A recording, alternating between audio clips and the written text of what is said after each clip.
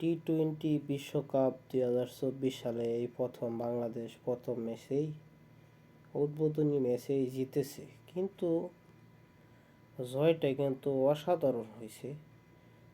জয়ের আশা কিন্তু করা ছিল না, কিন্তু তারপর আমাদের ময়মনসিংহের গর্ব, বাংলাদেশের গর্ব, ফিনিশিং ব্যাটার মাহমুদুল্লাহ রিয়াদ, উনি আর তৌহিদ হৃদয় খুব ভালো ব্যাট করে বাংলাদেশকে জয়যুক্ত করেছেন।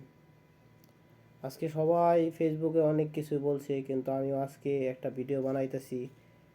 তা ভিডিওটা হচ্ছে কি, আমাদের যে ওপেনিং জুটি তানজিম হাসান, তামিম আর সৌম্য সরকার। তামিম যদি একটা ম্যাচ ভালো খেলে, 2-3টা ম্যাচ খারাপ খেলে, এটা অভ্যাস দেখতেছি অনেক দিন যাবৎ। আর সৌম্য সরকার, তার কোনো ফর্ম নাই, সে ভালো কিছু রানও করতে পারে না, তারপরও সে দলে থাকে। এটা কেমনে করে সম্ভব, আমার মাথায় ঢুকে না। আর আমাদের ক্যাপ্টেন শান্ত, সে সান্ত্বনা পুরস্কার পাইতে পাইতে আজকে পর্যন্ত এখনও বিশ্বকাপে সে ক্যাপ্টেন হিসাবে আছে। মাথায় ঢুকে না, উনি আসলে কি ক্যাপ্টেন না টাকার কিনা গোলাম, আমি কিচ্ছু বুঝি না। তা ওনার ভিতরে কোনো ব্যাটিংয়ের কোনো পারফরমেন্স আমি দেখি না। সে যে ভালো কোনো ব্যাট করবে, ভালো কোনো কিছু করবে, তার ভিতরে আমি বুঝি না।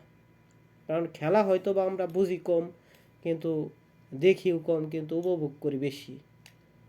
হ্যাঁ, বাংলাদেশ হয়তো বা জয়টা হয়েছে, অনেকেই জানেন, কিন্তু জয়টা হওয়ার মধ্যে বাংলাদেশের অত্যন্ত কষ্ট হয়েছে। 8টা উইকেট গেছে গা। আর শ্রীলঙ্কার মতো বলার থুসারা, সিলভা, সানাকা, পাটিরানা, হাসরাঙ্গা, হ্যাঁ, তারপর হইতেছে গা ঠিক সানা, তারা কিন্তু অসাধারণ চেষ্টা করছে খেলাটা যেন তারা জিতে। তার বোলিং লাইনটা কিন্তু অসাধারণ বল, তাদের থেকে মানে টপকায়া জিতাটা অনেক কষ্ট হয়েছে। আর আমাদের বাংলাদেশের ওপেনিং জুটিটা যদি খুব ভালো খেলতো, তাহলে হয়তো বা এত কষ্টটা হইতো না। 4-5টা উইকেটের ভিতরেই খেলাটা জিততে পারতো। 2-4 15 ওভার 16 ওভারের ভিতরেই বাংলাদেশ জিততে পারতো। কিন্তু আমাদের ওপেনিং খারাপ করার কারণে ফিনিশিংয়ের উপরে চাপটা অনেক বেশি পড়ে যায়। তাই তারা বোলিং বলটা বেশি খায়া তারা খেলাটা জিতে আর কি।